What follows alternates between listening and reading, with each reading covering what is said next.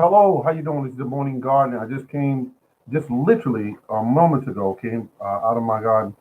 And look, I still have some of my seeds left from the okra. These are okra seeds that I have saved. Okra seeds I have saved, and I love it. And I bought some seeds off of eBay, and it was a complete bust. They would not grow. They would not germinate. So what I'm going to do with those seeds is I'm going to take those seeds and trash them.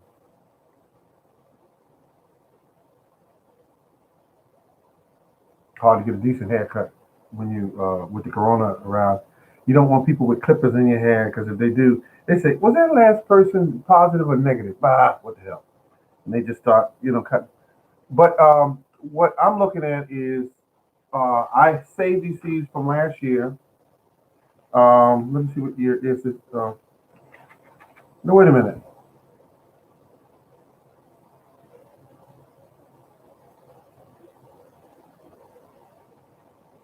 Yeah, these are spineless okra, and I got those from my garden, and I put a whole bunch of them in the garden today. Put a whole bunch of them in there. So I know what I'm gonna do. I'm gonna go out there on another day that my finger heals. You see how swollen it is right there, my finger. I don't know how it happened, but it's really swollen up there. But you know, I'm not a baby, so it'll be all right. Now, here's what the deal is. I planted a lot of okra in it close together. That's what I did. Hello, how you doing there, backyard gardener? I am also happy because I was in my backyard today. And what happened was the okra seeds, I planted them close together. I didn't care. I put them in there, stuck them down about that deep. Yeah, see that? About that deep. And it didn't matter. I loosened the soil up a couple of days ago. I put in some burgundy okra. Nothing happened. Wouldn't come up. Didn't even show signs of trying to grow. So what I did, I just simply took some of my spineless out there that grew in that soil for the last 7 years. That's this plant here, and it's amazing that I have this many seeds because what I did one year I had like maybe 10 seeds. I said I'm running out of seeds. I should have saved seeds. This is what I'm going to do because I'm not going to go out and keep buying these seeds. I put them in the ground and I let them grow, grow, grow, grow, grow. When they produced all these seeds with hundreds of seeds, this is just not even all the seeds I saved. I used a lot of these. And these are okra. Can you see the okra? Can you see it? Beautiful seeds. And so when they grow this year, I'm gonna hash out another spot, and I'm gonna put some in that spot, and so I can grow as much. A good morning to you. Good morning to you, Campbell. And I'm gonna tell you something. I'm gonna stick with my spineless okra, even though it's not considered one of the heaviest producers of okra. Um, uh, the there are a couple other varieties, like the Burgundy is one that produces heavily. They consider heavy producers, and some of them are hybrids.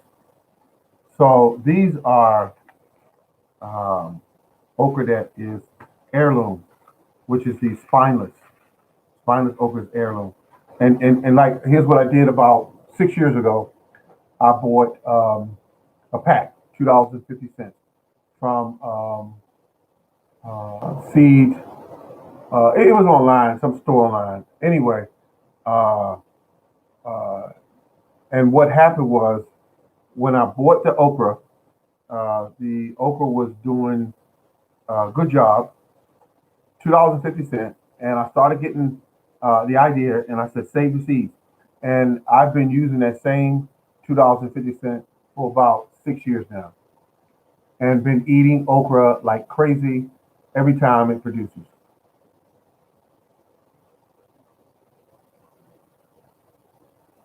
So that's my story. Yeah.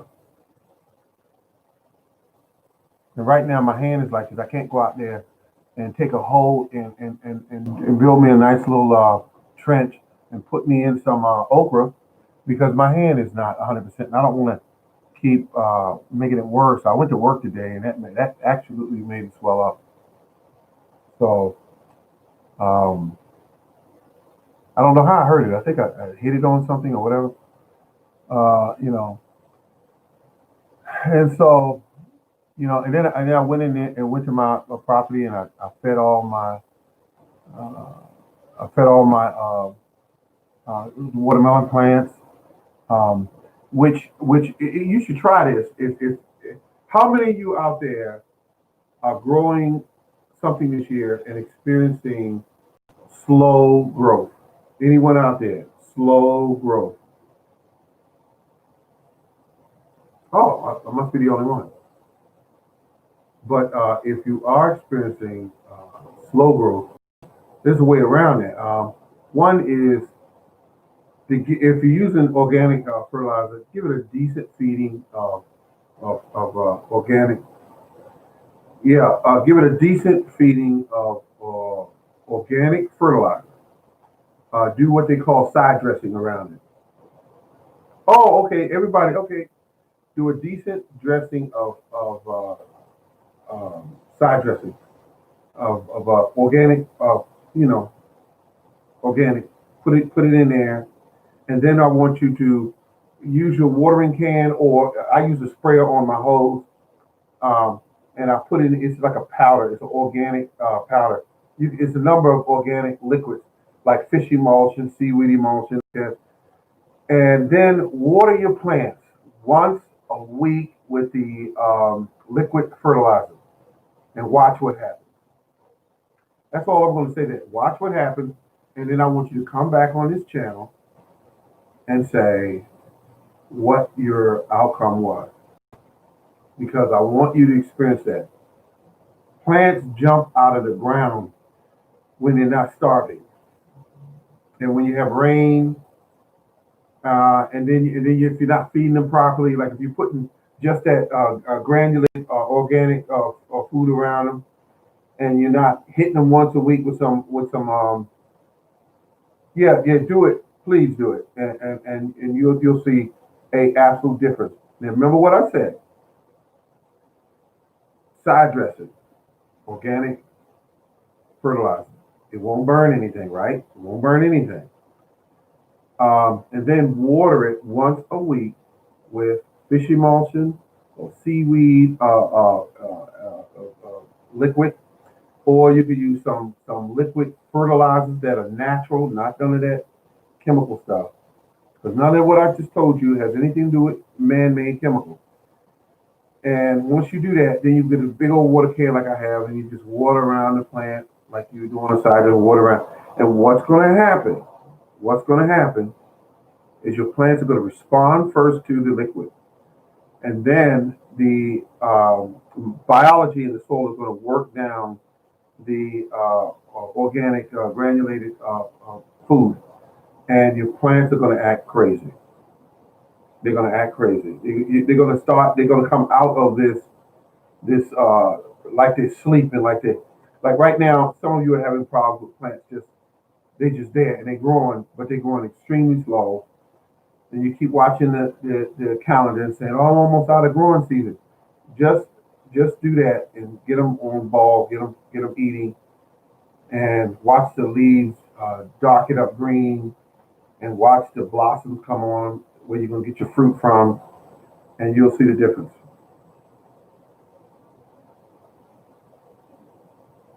Yeah, I want you to do that so you can get something out of your garden this year. And once you learn this and you master it, you'll start saying, you'll know, oh, okay. I remember the only gardener told me use granulated, find a granulated, because you know me, if you've been watching my channel for a while, I have plenty and lots and lots and lots and lots and lots of fertilizer because I know what I buy and I know how to save money on it. And the easiest thing to do is buy your fertilizer in the dead of winter. Dead of winter. When they got it all marked down someplace. It's got it marked down. And I mean $6 bags going for $1.95. $8 bags going for $2.50. And you can buy this stuff at cheap. And if you really want to save a lot of money, collect those leaves. Collect those leaves and and let them sit in a corner of your yard in a area where you don't get a whole bunch of sun in. Wet them down. If you want them to break down faster, some people will collect a gallon jugs of urine and they will pour in the layers of the leaves, and that will break it down. You ever see they sell what they call quick start for your compost pile? Well, your urine can do just as good a job as that. And how much does urine cost nowadays? I think it's still free. So you would take that urine and you would put down a layer of leaves, wet it down, layer of leaves, wet it down, and then wait a few weeks and watch those leaves start doing and going down because the nitrogen is what breaks those leaves down. The nitrogen. So I want you to give that a try. So you can get a ton of fertilizer and save a ton of money. All you need is leaves. All you need is leaves. I make fertilizer out of weeds. I do that. That's something I do. How many gallons of it? I think I got about 20 gallons of it out there now. And all you do is use once you let it break down for about 4 weeks, the weeds break down inside of some water. Would you use water that you let set out? If you use it from your house, let it sit out for 48 hours.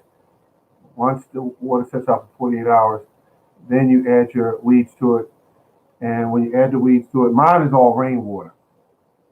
Um, but that's another way to go, rainwater. But the thing about it is, once you allow the weeds to break down, use 1% weed juice or tea, and the other 9% or 10%, you just add just water. And I'm gonna tell you, when you do that, you're gonna have some of the great fertilizer. If you say to yourself, I can grow this stuff, I'm not gonna pay for fertilizer. I refuse to pay for fertilizer. Well, you don't have to buy fertilizer.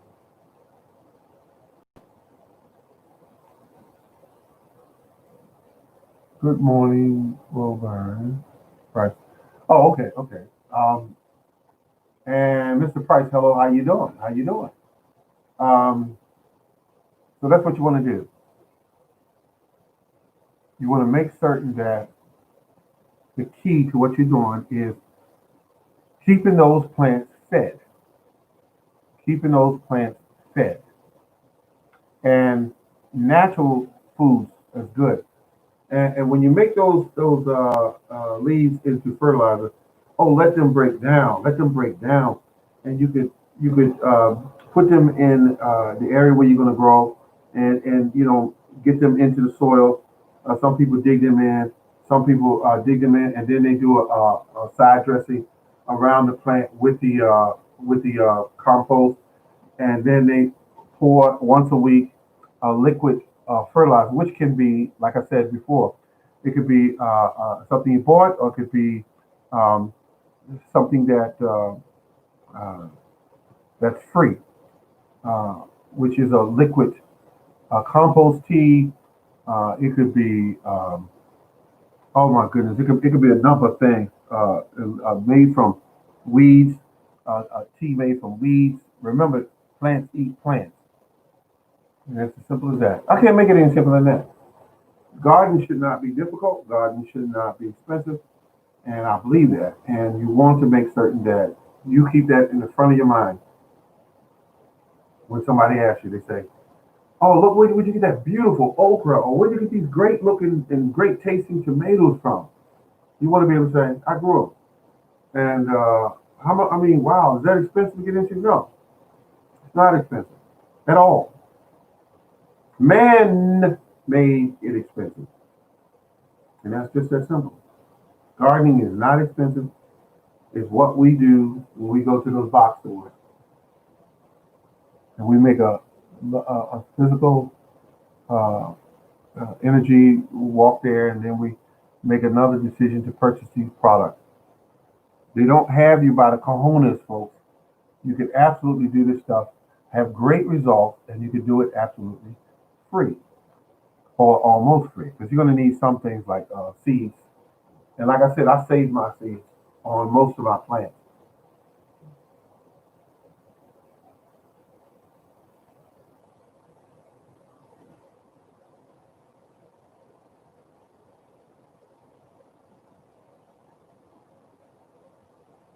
Deer and rabbits are a major problem here.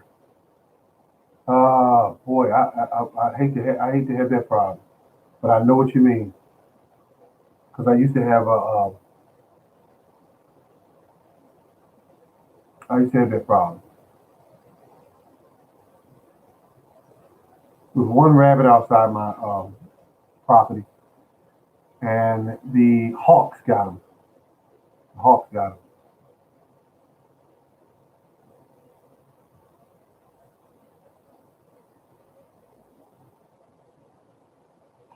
Well, good people, that's been my job for the day is put that information out there. My plants are growing beautifully. I'm hoping that I get a big, juicy, sweet cantaloupe or watermelon this year. And everything looks good. Everything looks like it's heading in that direction. I just came in, and what I did is one thing I want to add to this conversation is I grew some kale and collard greens this year, and I let them go to seed, and I let them just drop their seeds right on the ground. And it wasn't done intentionally. It was too hot, wasn't feeling good, didn't want to go out, and you know how it is, working all the time. So once it dropped, and this is normal stuff, people. Sometimes you're not going to be able to do certain things you want to do in that garden because you work and you have a life. And when you have a life, you want to feed and water and everything, but sometimes you're not going. The seeds were all on the plants. They were everywhere, thousands and thousands of seeds. And what happened was those thousand seeds. I waited 1 or 2 days, and they dropped their seeds. I went out there like 2 days later or a day later, and all those thousands of seeds dropped. It's like they were all on the same plan. They dropped. And I kept thinking, well, this is not a good deal. And it was a good deal because even though all the stocks were still straight up, and I'm looking at them going, wow, I missed my opportunity to save all those seeds because I want to plant them this fall. Well, folks, here's what happened. I went out there today. Every last one of them looked like germinated because all they did was hit the ground. By the stalks being straight up and down, it kept the birds away, so birds wouldn't eat up all the seeds. I'm quite sure the birds got some seeds. I'm quite sure other critters may have gotten some seeds, but thousands of them are out there germinating right now. And I didn't lift a finger to plant them this year. Nothing. They just came up on their own. They knew when to come up. And what I will do is there are other areas on my property that I'm gonna repeat the same thing. I'm gonna put in kale, cabbage, and what's the other one? And collard greens. Now check this out. When I put these in, they're gonna do the same thing. I'm gonna allow them to go to seed. Now that I know through my experiment, now that I know that kale and collards will grow on its own. You don't have to touch it once you put it in the ground the first time. You don't have to touch it. You just plant them out there. They'll grow. You pop the leaves off, eat them, and then when they grow up and they produce these seed pods, then they turn brown. And then once they turn brown, you leave them there, and they just pop open and start new plants. New plants, healthy new plants. And you should see them. Some of the plants out there are so pretty, folks. They make you want to take pictures of them for a magazine. And here it is, I'm in the house and haven't done anything to them. Nothing. All I do is chop down my weeds every time they grow and make certain that I chop and drop. That's all I'm doing. So the soil is rich with organic matter due to the fact I have lots and lots and lots of weeds that I've cut down with my beautiful weed trimmer and my tractor, but my weed trimmer primarily. Now, when I do that, folks, I leave everything on the ground. I leave everything on the ground. My trees, my dwarf trees are grown 20 feet tall. And the reason why they're 20 feet tall is because when I chop all my branches down and do all my trimming, open the tree up and everything, I simply leave those branches right at the base of where my trees are. And all it does is rot. All it does is the worms eat it up. All that biology eats up the branches, and that in turn feeds my trees. I can't tell you no more than that. It feeds my trees, and my trees are pretty, healthy, tall, kind of gangly right now because I mean they're tall. And even though the information says this tree will get no more than 8 to 10 feet tall, crap, those dwarf trees will grow based on how you feed them. That tree is close to 20 feet tall, folks. 20 feet tall. All because the food base, the food down at the base of this tree is loaded. It's loaded. I trim down the grass and I leave it there. I trim down the weeds and I leave it there. And I let it sit right at the base of my trees. And all it does is feed those trees. Ladies and gentlemen, thank you very much. And you've been listening to the Morning Gardener ramble on. And please remember to keep on growing and have a successful gardening season. And also remember that fall is coming up. Don't leave fall out. Fall is an excellent time to garden. You don't have to deal with as many insects. You don't have to deal with the heat. Just find plants that grow well in the fall in your location and that you like to eat. This has been the Morning Garden. Remember to keep on growing. Thank you very much. Have a good day.